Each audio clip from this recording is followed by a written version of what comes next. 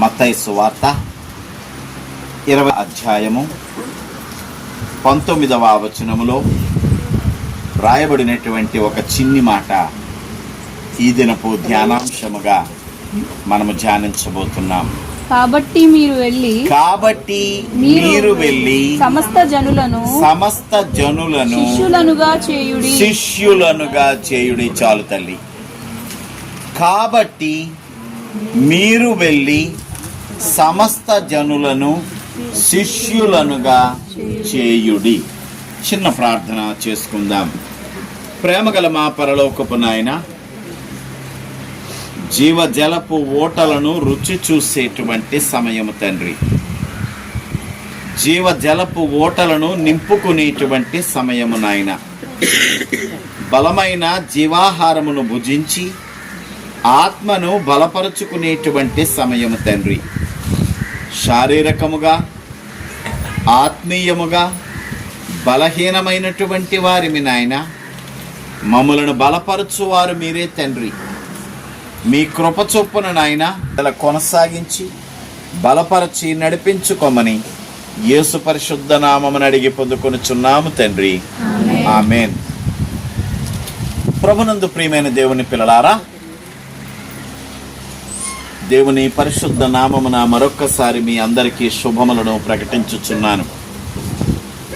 దేవుని మాటలు విని ఆత్మీయ బలమును పొంది ఇహలోక సంబంధమైన శ్రయిస్తూ పరలోకము వైపునకు మన ప్రయాణాన్ని కొనసాగుటకు, మనకు అవసరమైన కార్యములను సిద్ధింప చేసుకోవడానికి, అతి ముఖ్యముగా నశించిపోయేటువంటి మన ఆత్మను రక్షించుకొని దేవుని రాజ్యమును చేరడానికి, నిత్యము మనలను సరిచేసేటువంటి దేవుని వాక్యాన్ని ఆలకించేటువంటి పరిశుద్ధ సమయం. అవకాశం ఇచ్చాడు ప్రభు. అవకాశాలు అందరికీ ఉంటాయి. నిన్నటి దినాన్న తాగుబోతు వాడైనటువంటి ఒక తండ్రికి పుట్టిన అద్భుతమైనటువంటి కుమార్తెను కలవడం జరిగింది. ఒక చిన్న గవర్నమెంట్ స్కూల్లో చదువుకుంటూ 10th క్లాసులో చాలా చక్కని మార్కులు తెచ్చుకుంది. ఇంటర్మీడియట్లో 957 మార్కులు తెచ్చుకుంది అమ్మాయి. అద్భుతమైనటువంటి మార్కు. గవర్నమెంట్ కాలేజీలో చదువుతా ఏ ట్యూషన్ లేకుండా, ఏ ఎక్స్ట్రా సపోర్ట్ లేకుండా 957. ఎందుకు ఇంత తప్పుగా తండ్రిని గురించి మాట్లాడుతున్నానంటే, ఇంత బాగా చదివింది అయ్యా, ఎంపీసీలో 957 అంటే తక్కువ మార్కులు కాదు, ఉత్తినే వస్తుంది ఇంజనీరింగ్ సీట్ అంటే ఏమొద్దండి, ఎవరు చదివిస్తారు, డిగ్రీ జాయిన్ చేయండి అంటే నన్ను వెళ్ళి సర్టిఫికెట్ వెరిఫికేషన్ చేయించుకుందా అమ్మాయి. అప్పుడు కలిసింది నన్ను. ఎంత దుఃఖకరమో. దేవుడు అవకాశాలను అందరికీ ఇస్తాడు, కొంతమంది మాత్రమే ఆ అవకాశాన్ని వాడుకుంటారు. దేవుడు అవకాశాన్ని అందరికీ ఇస్తాడు. నీకు ఆ అవకాశాన్ని ఇచ్చాడు ప్రభు. నీకు ఆ అవకాశాన్ని ఇచ్చాడు. లోకములో ఉన్నటువంటి వారికి కూడా అవకాశాన్ని ఇచ్చాడు. వాక్యం ఏమని సెలవిస్తోందంటే, తన్ను ఎందరు అంగీకరించిరో, అంతే తప్ప ప్రత్యేకమైన వారిని నేను పిక్ చేసుకుంటున్నానని ప్రభు చెప్పటం లేదు. తన్ను ఎందరు అంగీకరించిరో, అంతేకాదు ఉచితమైనటువంటి రక్షణ కృప ద్వారా లభించేటువంటి ఉచితమైనటువంటి రక్షణ. దేవుని యొక్క చిత్తములో రక్షణ ఉచితము. దానిని కొంతమందే పొందుకుంటున్నారు, కొంతమందే ఆశీర్వదించబడుతున్నారు. మనకొక నిరీక్షణ ఉంది. నాకు రోగం వచ్చినా భయము లేదు, నాకు సమస్య వచ్చినా భయము లేదు. నిన్ననే ఒక కుమారుడు సాక్ష్యం చెప్తున్నాడు. ఈరోజు అక్కడ సన్నిధిలో సాక్ష్యం చెప్తాడు. అయ్యా, నా గేదెను కాచుకుంటా నేను ఎలా పడుకున్నానండి, నా కాలి మీదుగా పాము అలా వెళ్ళిపోయింది. కాలి మీదుగా, కాలు మీద నుంచి పాక్కుంటా పాము. నీకు భయం లేదు, నువ్వు భయపడవలసిన పని లేదు. నాగమణ గారింట్లో పాములను చూస్తాం, మంగగారింట్లో పాములను చూస్తాం, ఇక్కడ ఎన్నో ఇళ్లలో ఎన్నో రకాల సమస్యలు చూసాం. మన నిరీక్షణ ఒకటే, సజీవుడైన నా దేవుడు తప్పించగలిగిన సమర్థుడు. ఈ అవకాశాన్ని మనం వాడుకుంటున్నాం. లోకములో కూడా అందరికీ అవకాశాలు ఉన్నాయి. దేవుడిచ్చే రక్షణ అవకాశం కూడా అందరికీ ఇవ్వబడింది. కొంతమందే వాడుకుంటున్నారు. కొంతమంది వాడుకుంటున్నారు. వారినే వాడుక భాషలో మనము క్రైస్తవులు అని చెప్పి అంటున్నాం. దేవునికి స్తోత్రం. కానీ ఈరోజు మీకు ఒక చక్కనైనటువంటి మాటను నేను చెప్పాలని చెప్పి అనుకుంటున్నాను. క్రైస్తవ్యం అనే మాట బైబిల్ గ్రంథములో కేవలము 3 సార్లు వాడబడింది. క్రైస్తవులు అనే మాట బైబిల్ గ్రంథములో కేవలము 3 సార్లే వాడబడింది. నేనంటాను, ఈరోజు ప్రభు అంటున్నాడు, నువ్వు క్రైస్తవుడవు కాదు, నీవు శిష్యుడవు. దేవునికి స్తోత్రం. ఎవరంట? నువ్వు శిష్యుడవు. క్రైస్తవుడవు అనిపించుకోవడానికి ఇష్టపడకు, క్రైస్తవుడవు అనిపించుకోవాలని ప్రయాసపడకు. కానీ ప్రభు అంటున్నాడు కదా, నీ ఒక శిష్యుడిగా జీవించాలని నేను కోరుకుంటున్నాను. ఎందుకంటే బైబిల్ గ్రంథములో శిష్యుడు అనే మాట 289 సార్లు వాడబడింది. దేవునికి స్తోత్రం. యేసయ్య నిన్ను శిష్యునిగా ఉండాలని కోరుకుంటున్నాడు, క్రైస్తవుడిగా కాదు. ఎందుకో తెలుసా? ఈ రోజున భారతదేశంలో ఉన్న 28 రాష్ట్రాల్లో 9 రాష్ట్రాలు క్రైస్తవ రాష్ట్రాలే. అక్కడ క్రైస్తవులే అధికం. అక్కడ ముఖ్యమంత్రులు క్రైస్తవులు, అక్కడ ఉన్నటువంటి అధికారులు క్రైస్తవులు. అక్కడ అధికారికంగా ప్రతి కార్యక్రమంలో కూడా క్రీస్తుకు సంబంధించిన పాటలు పాడతారు. కానీ అలాగని చెప్పి వారి నిజ క్రైస్తవులని మాత్రం మనం అనుకోనక్కర్లేదు. ఈ రోజున అనేక మంది క్రైస్తవులు ఎలా ఉన్నారంటే, పేరుకు మాత్రము క్రైస్తవులుగా ఉండి, దయచేసి నీకే చెబుతున్నాడు ఈ ప్రభు, అవకాశాన్ని నీకు ఇచ్చిన ప్రభు, జ్ఞానమును కలిగించాలని ఆశపడుతున్న ప్రభు నీతో మాట్లాడుతూ ఏమంటున్నాడంటే, పేరుకు మాత్రము క్రైస్తవునిగా ఉన్నావు తప్ప నిజమైన క్రైస్తవ్యము నీలో లేదేమో. నిజమైన క్రైస్తవ్యం ఏంటి అంటే, క్రీస్తును ఆరాధిస్తున్నావు కదా, నీవు క్రీస్తులా మారడమే నిజమైన క్రైస్తవ్యం. ఏమో విజయలక్ష్మి? నీవు క్రీస్తులా మారడమే నిజమైన క్రైస్తవ్యం. నేను బొట్టు తీసేసానండి, కట్టు మార్చేశానండి, ఇంకొకటి ఏదో చేసేసానండి, లోక సంబంధమైన క్రియలను నాలో నుంచి తీసేశానండి. అంటే క్రియలు అంటే అలంకారాలు, క్రియలు కాదు, అలంకారాలు. ఈ తేడాను గమనించాలి.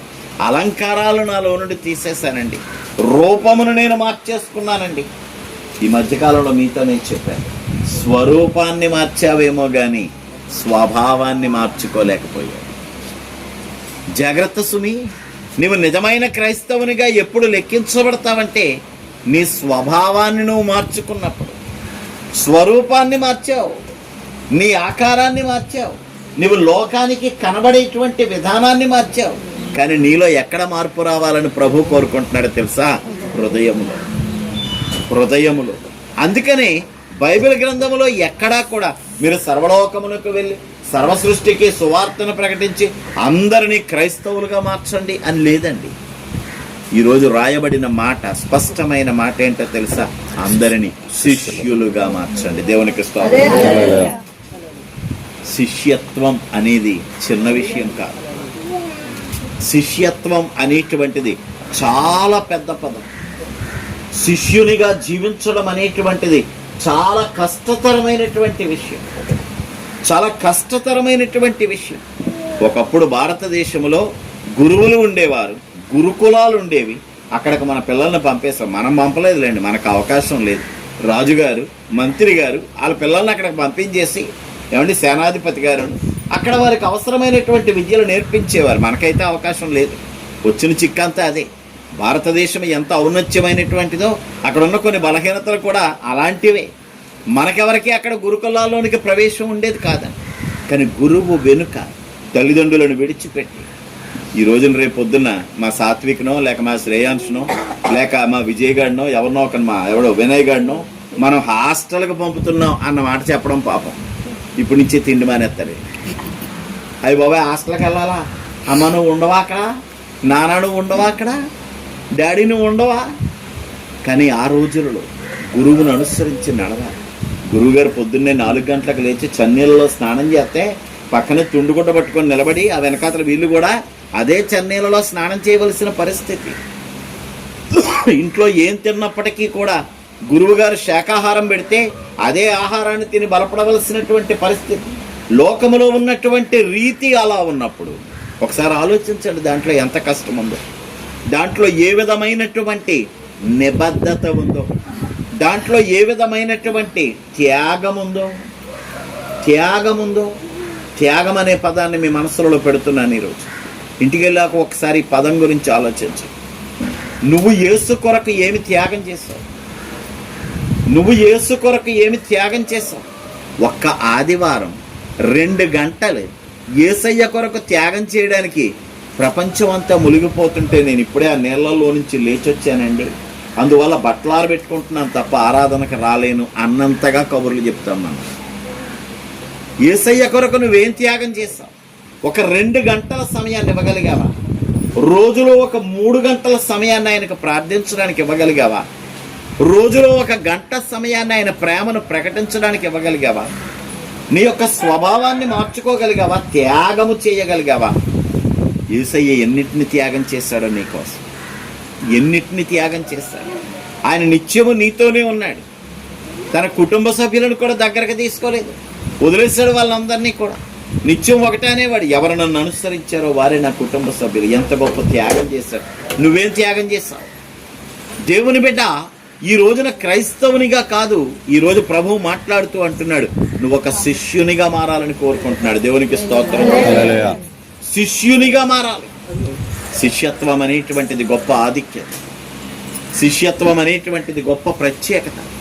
శిష్యత్వం అనేటువంటిది సులువైన విషయం కాదు.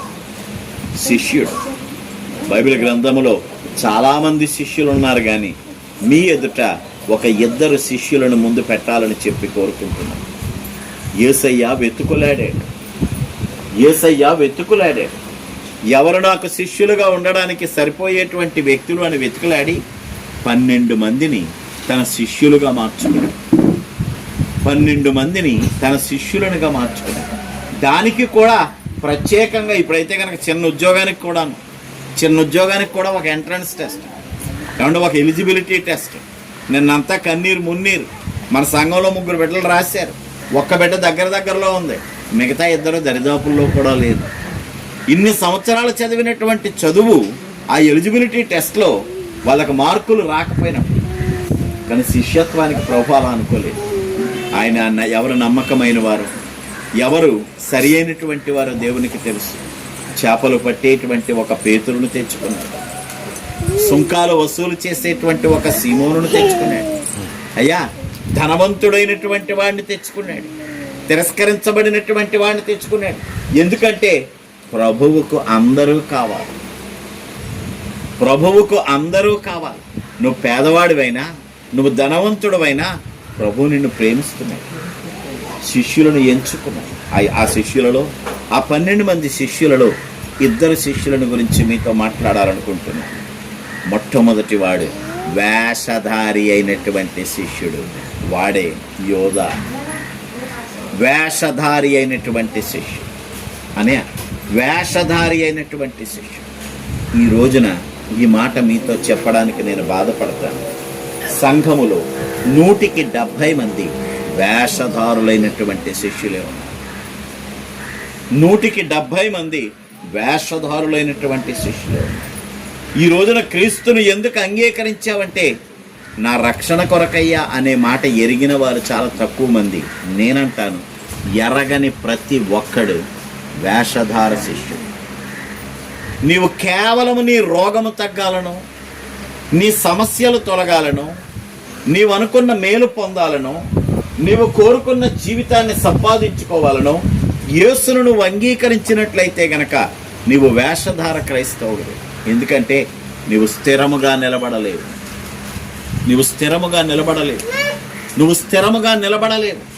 ఎవరైతే సహవాసములో స్థిరముగా నిలబడలేరో, ఎవరైతే ఈ మాట చాలా ముఖ్యమైన మాట, నేను చాలా ముఖ్యమైన పాఠమే చెప్తున్నా. ఎవరైతే సహవాసములో వారి స్థానాన్ని నిలబెట్టుకోలేరో వారందరూ కూడా వేషధార క్రైస్తవులే. వాక్యములో నుంచే చూపిస్తున్నాను, జాగ్రత్తగా చూడండి. యోహాను రాసినటువంటి సువార్త, అది యోహాను సువార్త 13వ అధ్యాయము. యోహాను సువార్త 13వ అధ్యాయము 30వ వచనములో, యోహాను సువార్త 13వ అధ్యాయము 30వ వచనములో, వాడు ఆ మొక్క పుచ్చుకొని వెంటనే ఏం చేశాడండి?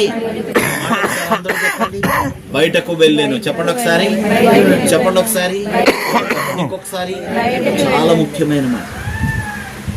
ఈ రోజున అనేక మంది వేషధారులైన క్రైస్తవులు అని నేను ఎందుకు అంటున్నానంటే, లోవా వారు అనుకున్న అవసరము తీరకపోగానే వాళ్ళు ఏం చేస్తున్నారండి? బయటకు వెళ్ళిపోతున్నారు. ఆలోచించండి ఒకసారి, నేను చాలా ముఖ్యమైన మాట చెప్తాను. వారు బయటకు వెళ్ళిపోతున్నారు. వారి సహవాసములో కొనసాగటం లేదు. వారు క్రీస్తు రాజ్యము కొరకు ఎదురు చూడటం లేదు. వారు క్రీస్తు రాజ్యము కొరకు ప్రయాసపడతలేదు. నేను అనుకున్నది జరగలేదు. అలాంటప్పుడు నేను ఇక్కడ ఉన్నాను. వాడే వేషధార క్రైస్తవుడు. ఈరోజు ప్రభు అంటున్నాడు, వాడే వేషధార శిష్యుడు. వేషధార శిష్యుడు బాప్తిస్మపు కుండీ దగ్గరకు వస్తాడు. అందరికన్నా గొప్పగా మోకరిస్తాడు. అందరికన్నా గొప్పగా చేతులు జోడిస్తాడు. అందరి ఎదుట పెద్ద గొంతెత్తి, యేసయ్యే నా రక్షకుడయ్యా, ఇంక నేను ఎవరిని కూడా అనుసరించనయ్యా, యేసయ్య తప్ప నాకు సాయం చేసేవారు ఎవరు లేరయ్యా అనేటువంటి ఒక గొప్ప మాట అందరికన్నా గట్టిగా చెప్తాడు. కానీ ఒక రోజును చూసినప్పుడు వాడు సహవాసములో ఉండడు. వాడు సహవాసములో లేడు. ఈ రోజున సహవాసమును విడిచి వెళ్ళిపోయిన అనేక మందిని గురించి ప్రభు ఈ మాట చెప్తున్నాడు.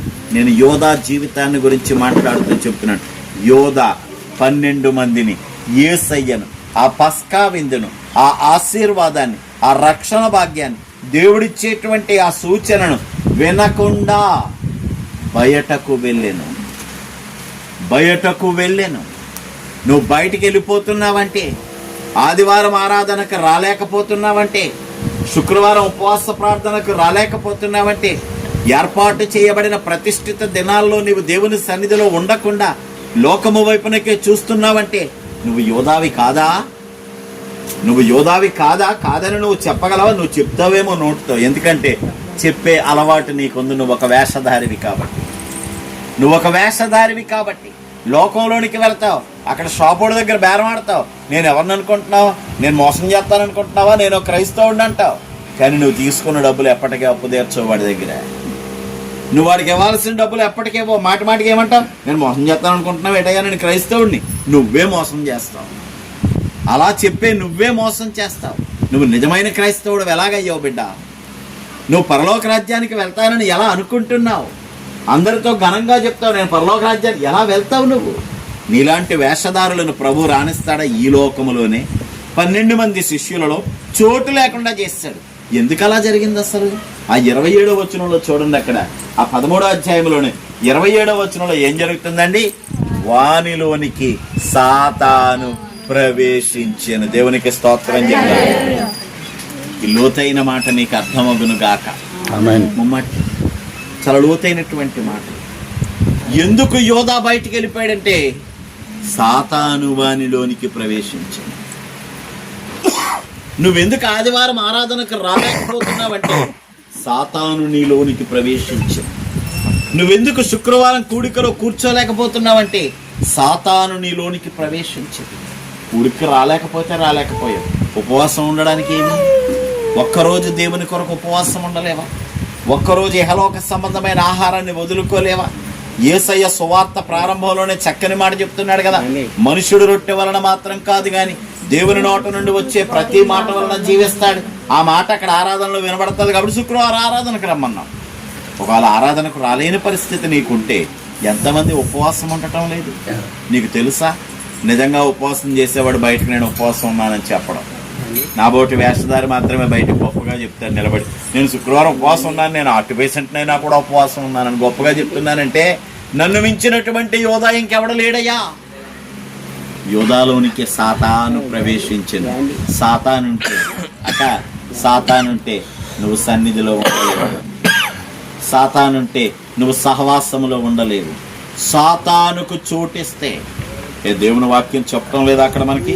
యాకోబు పత్రిక 4వ అధ్యాయం 7వ వచనములో, యాకోబు పత్రిక 4వ అధ్యాయం 7వ వచనములో, యాకోబు పత్రిక 4వ అధ్యాయం, కాబట్టి దేవునికి లోబడి ఉండుడి. ఏం చేయమంటున్నాడండి? ఈ మాట మనకి ఎప్పుడు ముఖ్యమైనటువంటి మాట. యేసయ్యలోనికి ఎందుకు వచ్చావంటే అపవాదిని ఎదిరించడానికి వచ్చావు. నువ్వు ఎంతసేపటికి కూడా మా అమ్మాయి పెళ్ళి అవ్వలేదండి, ఈరోజు కరప తెచ్చుకో, ఒక అమ్మాయి రాబోతుందంట. ఒక సహోదరుడు ఫోన్ చేసి, ఆ అమ్మాయికి చాలా సంవత్సరాలుగా, 4-5 సంవత్సరాలుగా మనం ప్రార్థన చేస్తున్నాం కానీ పెళ్ళి అవటం లేదండి. ఈరోజు సన్నిధికి తీసుకొస్తున్నాను అన్నయ్య, శుక్రవారం నాడు విజ్ఞాపన స్థుతి కొడుకు కూడా తీసుకొస్తాను అని చెప్పి అన్నాడు ఆ తమ్ముడు. చాలా సంతోషకరమైన విషయం. కేవలం ఏదో ఒక ఫలమును ఆశించి వచ్చేటువంటి కాదు. దేవుడు ఏమిచ్చాడో తెలుసా? ఒక బాధ్యత. అపవాదిని ఎదిరించాలి, శోధనను ఎదిరించాలి, సహించడం కాదు, శోధనను ఎదిరించాలి, అపవాదిని ఎదిరించాలి, పాపమును ఎదిరించాలి. ఏ పాపాన్ని ఎదిరిస్తున్నావు? ఏ పాపాన్ని ఎదిరిస్తున్నావు? ఎవరితో ఉంటే వారిలాగే ప్రవర్తించేస్తున్నావు. శిష్యులతో ఉన్నంతసేపు యోధాలా ఉంటున్నావు, బయటకు వచ్చిన తర్వాత ఇస్కరియోతు యోధ, అమ్మేసిన ఇస్కరియోతు యోధాలాగా మారిపోతున్నావు. సహవాసములో నుండి బయటికి వెళ్ళిపోతున్నావా? ఇంకో మాట చెప్తున్నాను, యోధ రాత్రి వేళ, పస్కా విందు పొద్దున జరగటంలే, రాత్రి జరుగుతోంది. యోధ సహవాసాన్ని వదిలి ఎక్కడికి వెళ్ళాడు? చీకటిలోనికి. మర్చిపోకండి, ఎక్కడికి వెళ్ళాడు? అంతే, అవునా కదా? చెప్పండి. నేను కొత్త విషయం చెప్పాలి, మీకు అందరికీ మామూలు విషయమే. కొంచెం నా మాట మీకు టిపికల్గా అర్థం కావట్లేదేమో కానీ కొంచెం జాగ్రత్తగా ఆలోచించండి. వాళ్ళందరూ కూర్చొని అక్కడ పస్కా విందు చేసుకుంటున్నారు. యోధాలోనికి సాతాను వచ్చింది, యోధా బయటకు వచ్చేసాడు. ఎక్కడికి వెళ్ళాడు? ఇప్పుడు చీకటిలోనికి వెళ్ళాడు. వాక్యం ఏం చెబుతుందో తెలుసా? ఒక్కసారి ఈ మాట చూడండి. యోహాను సువార్త 12వ అధ్యాయం 35-36 వచనాలు ఇంటికి వెళ్ళిన తర్వాత చదవచ్చు. యోహాను సువార్త 12వ అధ్యాయం 35-36 వచనాల్లో ఏమని రాయబడుతుందో తెలుసా? మీరు వెలుగు సంబంధులు, మీరు వెలుగులో నడవాలి. మీరు చీకటిని విడిచి వచ్చేసారు. మీరు సాతాను చేత నడిపించబడితే కనుక ఎక్కడ పోతారంట? చీకటిలోనికి పోతారు. యోధా ఇప్పుడు ఎక్కడికి నడుస్తున్నాడు? చీకటిలోనికి నడుస్తున్నాడు. దేవుని బిడ్డ చీకటిలోనికి నడిచాడు. వెలుగులో ఉండవలసిన వాడు, పస్కాలో విడుదలలో ఉండవలసినటువంటి వాడు. యేసయ్య వెలుగుమయుడై ఉండగా, యేసయ్య వెలుగుకు కర్త అయి ఉండగా, యేసయ్య దగ్గర నుండి వెలుగు పొందవలసినటువంటి యోధ ఆ వెలుగు సమూహమును, వెలుగు క్షేత్రాన్ని విడిచిపెట్టి ఎక్కడికి వెళ్తున్నాడు అయ్యా అంటే చీకటిలోనికి. ఎందుకయ్యా అంటే సాతాను వచ్చాడు కాబట్టి. అయ్యా వేషధార శిష్యుడు. ఈరోజు ప్రభు అంటున్నాడు, క్రైస్తవులుగా కాదు మార్చాల్సింది, శిష్యులుగా మార్చాలి. శిష్యుడైనటువంటి వాడి యజమాని వెనకాతలే నడుస్తాడు. శిష్యుడైన వాడి యజమాని యొక్క మార్గంలో నడుస్తాడు. శిష్యుడైనటువంటి వాడి యజమాని చెప్పేటువంటి ప్రతిదానిని తూచా తప్పకుండా తప్పనిసరిగా పాటిస్తాడు. యోధా పాటించట్లేదు. ఇంకా అతి ముఖ్యమైన మాట, ఈరోజు ఉదయమే మాట్లాడిన మాట, అవకాశాన్ని తోసిపుచ్చుకున్నాడు. దేవుడు యేసయ్య నర్మగర్భంగా ఓ మాట చెప్తున్నాడు, మీలో ఒకడి రాత్రి నన్ను అప్పగించబోతున్నాడు. వెంటనే మనకైతే చురుక్కును పొడుస్తుంది. సంఘంలో పొడుస్తుంది కదా, పాస్టర్ గారు ఏదైనా ఒక మాట చెప్పంగానే ఇది నా గురించి రోయ్ వెంటనే పొడుచుకుంటుంది కదా. యోధాకి పొడుచుకోలే. యోధా అవకాశాన్ని వాడుకోలే. ఆఖరి క్షణంలోనైనా తన మనసును మార్చుకొని, ప్రభువా నేనా నిన్ను అప్పగించేది, నేనా నిన్ను నమ్మేసేది, ఎందుకు నాయనా ఈ బలహీనమైన ఆలోచనలు, ఎందుకు నేను సాతానుకు లోబడిపోతున్నాను? బిడ్డ, మీ అందరికీ గట్టిగా చెబుతున్నాను, సహవాసమును విడవాలనే ఆలోచన నీకు వస్తోందంటే నీలోనికి సాతాను ప్రవేశించి, ప్రార్థన విడవాలనే ఆలోచన నీకు వస్తోందంటే నీలోనికి సాతాను, దేవుని కార్యములు చేయకూడదు, పర్లేదులే అనే నిర్లక్ష్యం నీలోనికి వస్తోందంటే జాగ్రత్త సుమి, నీలోనికి సాతాను ప్రవేశిస్తుంది. యోధాలోనికి సాతాను ప్రవేశించి యోధా బయటికి వెళ్ళిపోయాడు. దేవుని బిడ్డ, వేషధార శిష్యునిగా ఉన్నావేమో. నిన్ను శిష్యునిగా పిలుచుకున్నాడు ప్రభు. వేషధార శిష్యునిగా ఉన్నాడు. రెండో వాడైన పేతురుని చూసావా? ఎంత బలహీనుడో పేతురు. లోకములో బలహీనుడు, చేపలు పట్టేటువంటి వాడు పేతురు. లోకములో బలహీనుడు, కానీ దేవుని యందు బలమైన నమ్మిక కలిగిన వాడు. దేవునికి స్తోత్రం. దేవునిని ప్రేమించే శిష్యుడు. దేవునికి స్తోత్రం. రెండో మాట ఏంటండి? ప్రేమించే శిష్యుడు. మొదటి మాట వేషధార శిష్యుడు. వేషధార శిష్యుడు. రెండో మాట ప్రేమించేటువంటి శిష్యుడు. పేతురు ప్రేమిస్తున్నాడు. పేతురు ప్రేమిస్తున్నాడు. అన్నిటికన్నా అమితముగా యేసయ్యను ప్రేమిస్తున్నాడు. అందరికన్నా ఎక్కువగా యేసయ్యను ప్రేమిస్తున్నాడు. అలాగని బలహీనతలు లేవనుకుంటున్నారా? పేతురులో ఉన్నన్ని బలహీనతలు మనలో కూడా ఉండవేమో. పేతురులో ఉన్నంతటి అల్ప విశ్వాసం మనలో కూడా ఉండదేమో. కానీ ఒక మాట చెబుతున్నారు, ఆత్మీయమైన మాట. క్రీస్తు యొక్క పునరుద్ధానము నుండి శక్తిని పొందిన వాడే పేతురు. దేవునికి స్తోత్రం.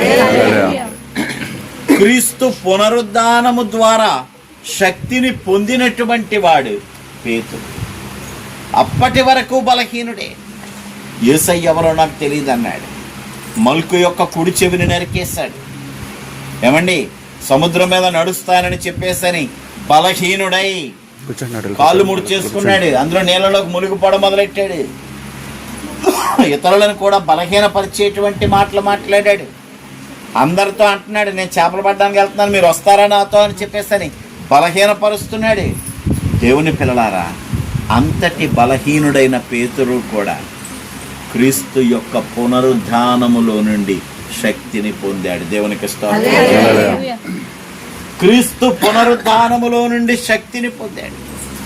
ఈసారి పేతురు అంటున్నాడు, నా దేవుని యందు సమస్తము నాకు సాధ్యమే. నా దేవుని యందు సమస్తము నాకు సాధ్యమే. నేను యేసయ్యను కలిగి ఉన్నాను. అన్ని కార్యములు నేను చక్కబెట్టగలను. దేవుని కొరకు నేను బలముగా నడవగలను. నా దేవుని కొరకు నేను సాక్షిగా జీవించగలను. తలకిందులుగా నన్ను ఉరితీసి చంపిన, ఏ విధముగా నన్ను హతసాక్షిగా మార్చిన నా దేవుని కొరకు నేను నిలిచి ఉంటానంటున్నాడు పేతురు. దేవుని బిడ్డ, ఒక పేతురులా నువ్వు ఉండగలవా? ఒక పరిశుద్ధుడైన పౌలుడా నువ్వు ఉండగలవా? ఒక నోవహులా నువ్వు ఉండగలవా? ఎందుకో తెలుసా? నోవహు తన బలము మీద ఆధారపడలేదు, దేవుని బలము మీద ఆధారపడలేదు. దావీదు తన బలము మీద ఆధారపడలేదు. నాన్న, యవనుడవైన ఓ కుమారుడా, ఇక్కడుండి రకరకాల ప్రయత్నాలు చేస్తున్న ఓ బిడ్డ, నీ స్వంత బలము మీద నువ్వు ఆధారపడక. నువ్వు బలహీనుడవు. నీ మెదడు ఎప్పుడు చిట్లిపోతుందో నీకే తెలియదు. నీ గుండె ఎప్పుడు పగిలిపోతుందో నీకే తెలియదు. ఇప్పుడే చెప్తున్నారు, లివర్కి కొవ్వు పట్టిందంటండి. నీ లివర్ ఎప్పుడు కొవ్వు పట్టేది మూసుకుపోతుందో నీకు తెలియదు. కానీ నీ దేవుడు మూసుకుపోయేవాడు కాదు, తెరచేవాడు. ద్వారములను తెరచేవాడు. ఒక ద్వారాన్ని మూసాడంటే అద్భుతమైనటువంటి రీతిలో ఇంకొక పెద్ద ఆశీర్వాదకరమైన ద్వారము గుండా నిన్ను నడిపించగలిగిన వాడు. ఆమేన్ చెప్పండి. నడిపించగలిగిన వాడు, నిన్ను నడిపించగలిగిన వాడు. నీ దేవుడు ఆలోచనకర్త. నీ దేవుడు ఆదరణ నాయకుడు. నీ దేవుడు సమస్త విధములైన శక్తిని కలిగినటువంటి వాడు. నీ దేవుడు బుద్ధి జ్ఞాన సర్వ సంపదలు తన యొద్ద ఉంచుకొని నీకు అవసరమైనప్పుడు సమస్తమును నీకు మార్గములుగా తెరవగలిగిన వాడు. నీ జ్ఞానంతో నువ్వు నడుస్తున్నావు. మనుషుల మీద ఆధారపడి నడుస్తున్నావు. వారి వీరి ప్రాపకాన్ని కోరి జీవిస్తున్నావేమో. పేతురు అలా జీవించలేదు. పునరుద్ధానము ద్వారా శక్తిని పొందినవాడు. దేవునికి స్తోత్రం. పునరుద్ధాన శక్తి అంటే తక్కువ అనుకుంటున్నారేమో. ఆదివారం నాడు ఎందుకు ఆరాధన పెట్టుకుంటున్నాం అంటే పునరుద్ధానపు శక్తిని. మన నిరీక్షణ ఒకటే, క్రీస్తు వలె శ్రమలను అనుభవిస్తాం. ఒక దినమున క్రీస్తు వలె తిరిగి లేస్తాం. తిరిగి లేస్తాం, ముమ్మాటికి తిరిగి లేస్తాం. అది దేనికోసం అంటే ఈ శ్రమలను అనుభవించడానికి కాదు, కానీ నిత్యము దేవుని స్తుతించడానికి తిరిగి లేస్తాం. పేతురు ఆ శక్తిని పొందాడు, ఆ పునరుద్ధాన శక్తిని పొందాడు. యోధావలే వేషధారిగా జీవించలేదు. ఒక్క క్షణము వేషధారి అనిపించాడు. ఒక 3 సార్లు వేషధారి అనిపించాడు. ఒక్కసారి అల్ప విశ్వాస అనిపించాడు. ఒక్కసారి బలహీనపరిచేటువంటి ఆత్మ అనిపించాడు. కానీ ఎప్పుడైతే పునరుద్ధానపు శక్తిని రుచి చూచాడు, ఎప్పుడైతే ఆఖరి ఆజ్ఞను పొందుకున్నాడు, పేతురు ఇంకా వెనుదిరిగి చూడలేదు బిడ్డ. వెనుదిరిగి చూడలేదు. చావైనా బ్రతుకైనా పౌలు గారిలాగా నేను క్రీస్తు కొరకే, నేను క్రీస్తు కొరకే. దానియేలు వంటి బలము నీకుందా? దానియేలు వంటి నిరీక్షణ నీకుందా? శద్రకు మేషకు అబేద్నెగోల వంటి బలము, ఆ నిరీక్షణ నీకుందా? నీకుంటే గనక నువ్వు రెండో రకమైన శిష్యుడివి. నువ్వు నిజముగా దేవునిని ప్రేమించే శిష్యుడు, వేషధార శిష్యుడు కాదు. పేరుకు మాత్రం క్రైస్తవుడుగా ఉండు. లోకములో ఎక్కడికి వెళ్ళినా నీకు నువ్వు క్రైస్తవుడని చెప్పుకుంటూ, నీకు నువ్వు క్రైస్తవుడని చెప్పుకోకూడదు. నీ ప్రవర్తన నిన్ను క్రైస్తవుడని ముద్ర వేయాలి. నీ ప్రవర్తనను బట్టి, నీ మాదిరిని బట్టి, నీ నడతను బట్టి, నడకను బట్టి కాదు, నడతను బట్టి లోకము నిన్ను చూసి ఏమనాలి? ఇతడు క్రైస్తవుడురా, ఇతడు క్రైస్తవుడురా. మార్చుకోనన్న. ఎన్నాళ్ళు ఇలాగ మురిగిపోయిన కప్పలాగా అలాగే ఉండిపోతాడు. ఎన్నాళ్ళు పనికిరానటువంటి జీవితాన్ని జీవిస్తాం. ఎన్నాళ్ళు ఫలములు లేనటువంటి జీవితాన్ని జీవిస్తాం. ఎన్నాళ్ళు గురుతుల ద్వారా క్రీస్తును ప్రచురము చేస్తావు. గురుతుల ద్వారా అంటే తెలుసు కదా, ఇల్లు కట్టుకొని అక్కడ ఒక టైల్ వేస్తారు చిన్నది, ఈ గృహమునకు క్రీస్తే అధిపతి. దాన్ని చూడగానే మనకు అనిపిస్తుంది, లోపల ఎవరో క్రైస్తవులు ఉన్నారా? కాదు. అక్కడ ఏమున్నా కూడా నిన్ను చూచి, నీతో మాట్లాడి, నీ ప్రవర్తనను గమనించిన వాడి నీవు క్రైస్తవుడు అని గుర్తించాలి. దేవునికి స్తోత్రం. నువ్వు క్రైస్తవుడు అని గుర్తించాలి. అంతేగాని మెడలో సిలువ వేసుకున్నానండి, ఉంగరం మీద సిలువ గుర్తేసుకున్నానండి, తెల్ల బట్టలు కాదయ్యా, కాదు. ఈ గురుతులతో నీవు క్రీస్తును ప్రచురపరచకు. గురుతులతో క్రీస్తును ప్రచురపరచకు. ఈ మాట మీకు బాగా అర్థమగును గాక. గురుతులతో క్రీస్తును ప్రచురపరచకు. నీ మాదిరితో, నీ ప్రవర్తనతో, నీ సాక్ష్యముతో లోకమునకు క్రీస్తు కనిపించాలి. దేవుని బిడ్డ మదర్ తెరీసాను చూసిన వెంటనే ఎవరికైనా సరే ఈమె క్రైస్తవురాలురా అని అనిపిస్తుంది. ఎందుకంటే ఆమె చేసిన పరిచర్య అలాంటిది కాదు. పౌలు గారిని చూసిన వెంటనే, ఆయన మాటలు వినిన వెంటనే ఈయన క్రైస్తవుడురా అని అర్థమవుతుంది. నీ మాట తీరు ఎలా ఉంది? నీ నడక ఎలా ఉంది? నువ్వు ప్రవర్తిస్తున్న ప్రవర్తన ఎలా ఉంది? నువ్వు వ్యవహరిస్తున్న తీరు ఎలా ఉంది? జాగ్రత్త సుమి. గురుతులతో క్రీస్తును ప్రచురపరచకు, నీ మాదిరితో క్రీస్తును ప్రచురపరచు. అది నిజమైన ప్రేమించే శిష్యుని యొక్క లక్షణం. ప్రభు అంటున్నాడు, సర్వలోకాన్ని నా కోసం శిష్యులుగా మార్చండి, శిష్యులుగా మార్చండి. ఆ మారినటువంటి శిష్యులు వేషధార శిష్యులుగా ఉండకూడదంటే నువ్వు ముందు వేషధార శిష్యునిగా ఉండకూడదు. అంతే కదా? అవునా కదా? చెప్పండి. నువ్వు వేషధార శిష్యులు.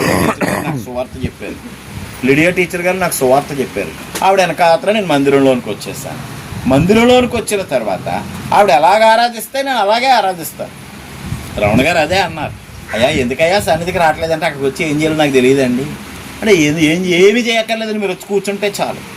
కూర్చోవడమే కాదు, నువ్వు మోకరించాలా, నువ్వు ఆలకించాలా, నువ్వు చక్కగా ప్రవర్తనతో కూర్చోవాలా. ఏ విధంగా కూర్చోవాలనేది నేను లిడియా టీచర్ గారిని చూసి నేర్చుకుంటాను. ఆవిడ నన్ను నడిపించింది కాబట్టి.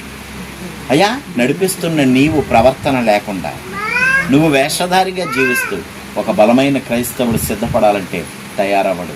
దేవుని బిడ్డ, ఇక్కడున్న ఓ బిడ్డ, నా మాటలు ఆలకిస్తున్న ఓ బిడ్డ, దేవుడిచ్చిన అవకాశాన్ని సద్వినియోగం చేసుకున్నటువంటి ఓ బిడ్డ, ఈరోజు ప్రభు అంటున్నాడు, నీలో వేషధారణ ఉందేమో, నువ్వు వేషధార క్రైస్తవురాలుగా జీవిస్తున్నావేమో. మార్చుకో, ప్రేమించే క్రైస్తవునిగా మారు. దేవుడు మనలను నిజమైన శిష్యునిగా సిద్ధపరచి అంగీకరించునుగాక. ప్రార్థన చేసుకుందాం. ప్రేమగల మా పరలోకపు నాయన, శిష్యులను గురించి మాట్లాడారు తండ్రి. వేషధారణతో కూడినటువంటి శిష్యుడిగా యోధా కనబడుతున్నాడు. ప్రేమించే శిష్యునిగా పేతురు కనిపిస్తున్నాడు. ప్రభువా, వేషధారణ మాలో ఉందేమో మార్చండి. శిష్యునిగా కాకుండా ప్రేమించే శిష్యునిగా మీ సహవాసములో ఉండే భాగ్యాన్ని మాకందరికీ కూడా స్థిరపరచమని యేసు పరిశుద్ధ నామమున అడిగి వేడుకు తండ్రి.